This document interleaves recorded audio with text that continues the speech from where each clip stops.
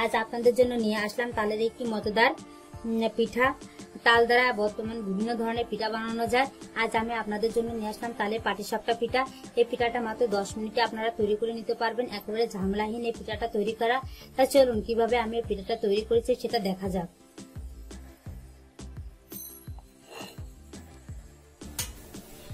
তালের পাটিসাপটা বানাবো, তার জন্য আমার লাগবে দুধ, তালের কাঠ আর চালের গুঁড়া। এখন আমি কিছুটা দুধ এর ভিতরে নিয়ে নিচ্ছি। একটা পরিষ্কার বাটি নিয়েছি, দুধটিকে আমি এর ভিতরে ঢেলে নিচ্ছি।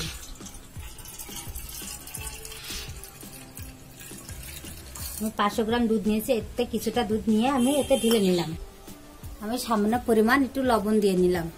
লবণটা সামান্য দেবেন, আপনারা যতটা খেতে পছন্দ করেন ততটা। এখন এখান থেকে অল্প অল্প চালের গুঁড়ো আমি এর ভিতরে দিয়ে দিচ্ছি।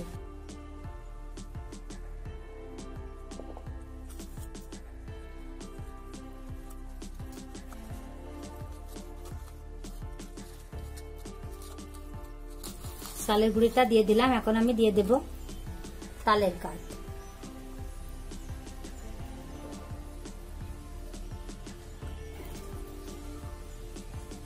আমি এখানে কিছুটা তালের কাঠ দিয়ে এটা মেখে নেব।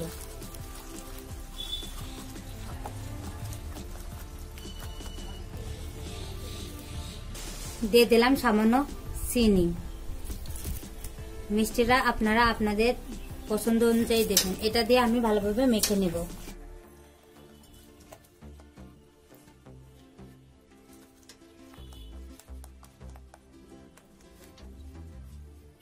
দিয়ে দিলাম এই চামচের 2 চামচ এতে ময়দা। ময়দাটা আপনারা দেবেন, তাহলে এটা নরম হবে। এটা আমি ভালোভাবে মাখিয়ে নিচ্ছি।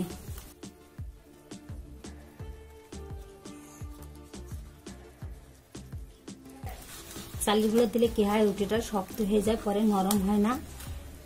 প্রথম পর্যায়ে নরম থাকে আর পরে যে শক্ত হয়ে যায়। তার জন্য আপনারা ময়দা দিয়ে নেবেন, তাহলে এটা নরম হবে, ভালো লাগবে খেতে।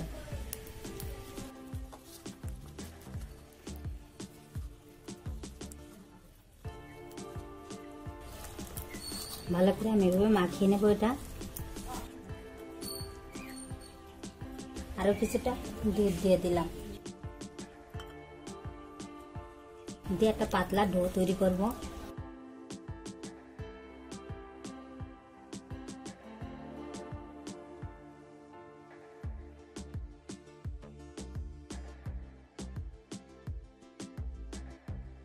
আর একটু পাতলা করতে হবে, তার জন্য আর একটু দুধ দিয়ে দিলাম।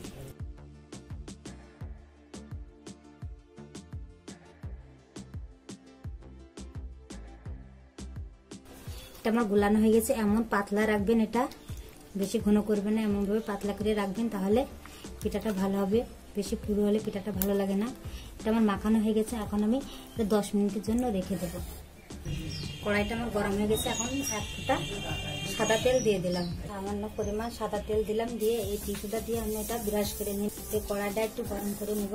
কড়াইটা আমার গরম হয়ে গেছে। এখন এই চামচের 1 চামচ বেটার আমি এর ভিতরে দিয়ে দিলাম।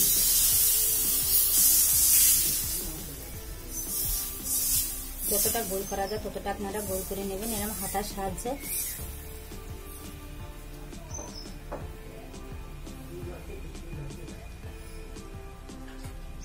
হাতাটা আমি ঘুরিয়ে ঘুরিয়ে এটা গোল করে নিলাম।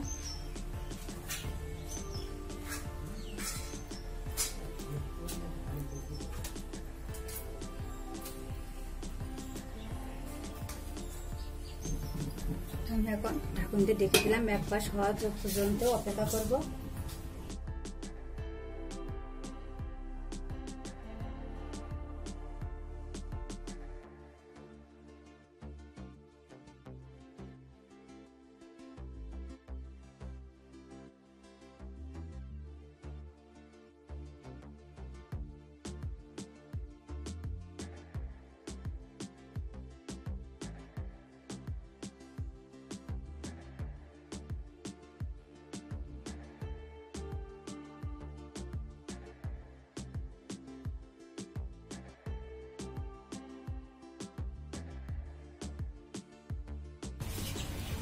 এটা এমন ভাবে আলতো হাতে আপনারা কোট করতে করতে যাবেন, হালকা হাতে না করলে কিন্তু এটা ভেঙে যায়।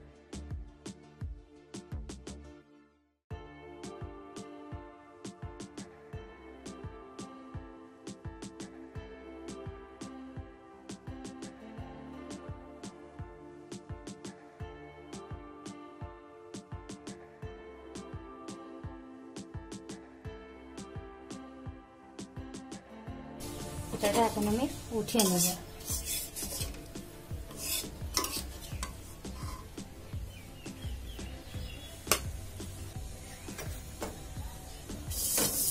তেল ব্রাশ করে নিলাম আবার।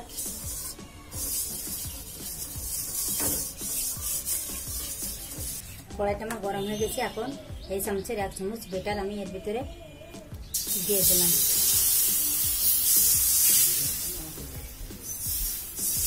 যতটা গোল করা যায় ততটা আপনারা গোল করে নেবেন এরকম হাতার সাহায্যে।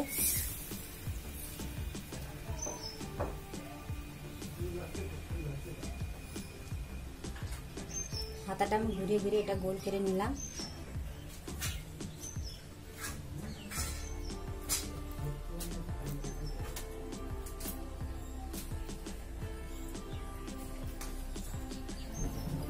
আমি এখন ঢাকুন দিয়ে ঢেকে দিলাম। এক পাশ হওয়া পর্যন্ত অপেক্ষা করব। এক পিঠ আমার হয়ে গেছে। দেখেন পিঠাটা কত সুন্দর গোল হয়েছে। এখন এই চারিপাশে আপনারা একটু খুন্তির সাহায্যে এমন করে উঠিয়ে নেবেন, তাহলে উঠাতে আপনাদের সুবিধা হবে।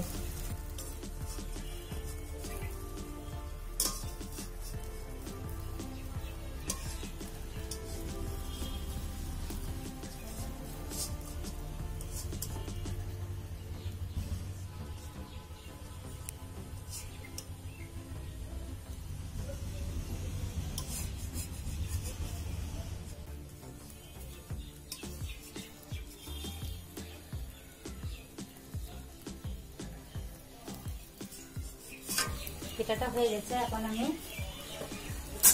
এর ভিতরে কিছুটা পুর দিয়ে দিলাম।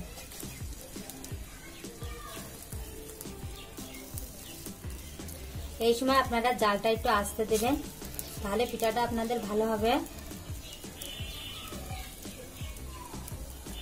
এর ভিতরে পুরটা দিয়ে দিলাম। এখন এটা আমি কোট করে নেব।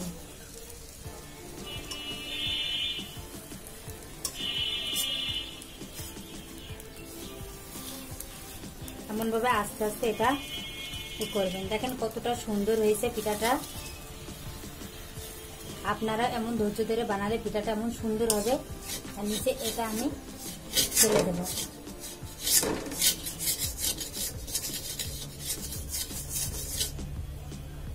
এখানে আমি একটু তেল ব্রাশ করে নিলাম। এখন পিঠাটা আমি এই পিঠটা ভালোভাবে রেডি করে নেব।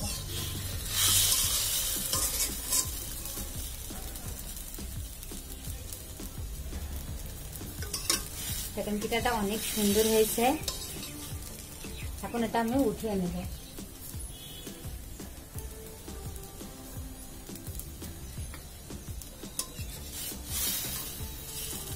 আলতো হাতে এটা উঠাবেন, তা না হলে কিন্তু ভেঙে যাবে। এই যে পিঠাটা আমি উঠিয়ে নিলাম। এখন তালের সময়। এখন এই তাল দ্বারা বিভিন্ন রেসিপি তৈরি করা যায়। আমি আজ তৈরি করলাম এই পাটিসাপটা পিঠা। এই পিঠাটা দেখেন কতটা সুন্দর হয়েছে। একটা পিঠা আমি আপনাদের ভেঙে দেখাচ্ছি। দেখেন কতটা পারফেক্ট ভাবে এটা হয়েছে। এই দেখেন কতটা সুন্দর হয়েছে পিঠাটা খেতে। দেখেন ক্ষীরটাও কতটা নরম আর পিঠাটাও নরম। এটা খেতে এরকম দারুণ হয়েছে। আমার এই ছোট্ট ভিডিওটা যদি আপনাদের ভালো লেগে থাকে তাহলে ভিডিওটিতে একটি লাইক দিবেন। আমার এই রান্নাটা যদি আপনাদের পছন্দ হয়ে থাকে তাহলে আপনারা কমেন্টস করে জানাবেন। আর পাশে থাকা বেল আইকনটি চালু করে দেবেন। আর যারা আমার চ্যানেলটি সাবস্ক্রাইব করেছেন ইতিমধ্যে তাদেরকে রয়েছে আমার পক্ষ থেকে অসংখ্য ধন্যবাদ। আর যারা এখনো পর্যন্ত আমার চ্যানেলটি সাবস্ক্রাইব করেননি তারা কিন্তু আমার চ্যানেলটি সাবস্ক্রাইব করবেন, এটা আমার অনুরোধ রইল। সবাইকে ধন্যবাদ।